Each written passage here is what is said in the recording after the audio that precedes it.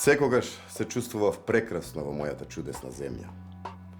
Но време е да го почувствувам духот на војводите, комитите, да го почувствувам духот на луѓето кои за својот народ го дадоа најдрагоценото – животот.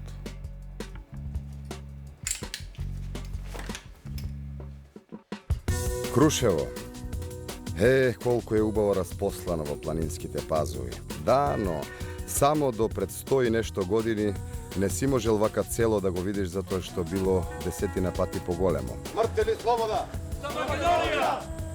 Колку мирно се живее во Крушево. Како целиот град да е само град на спомени. Спомени за Питу, за Карев, за сите бестрашни војни, сега за нашиот Тоше. Мислата ми отиде кон војводата Христо Узунов. Последниот војвода кој се самоубива заедно со сите од четата. Ги прашав луѓето за него. Ми кажаа дека загинал тука блиску, но не во Крушево, туку отаде во Цер, а дотаму ќе стигнеш по стариот пат. Еве по овие патеки, низ овие шуми каде што сега јас ве водам, врвеле четите. Секаде можело да ги дочека аскерска бусија, смрт.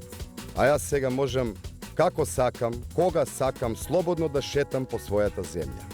Цер ќе да е надолу. Ете сега се ми е јасно. Овие едноставни луѓе ми ја открија чистата суштина. Зошто се самоубил војводата Христо Узунов и неговите комити? Овде во Цер.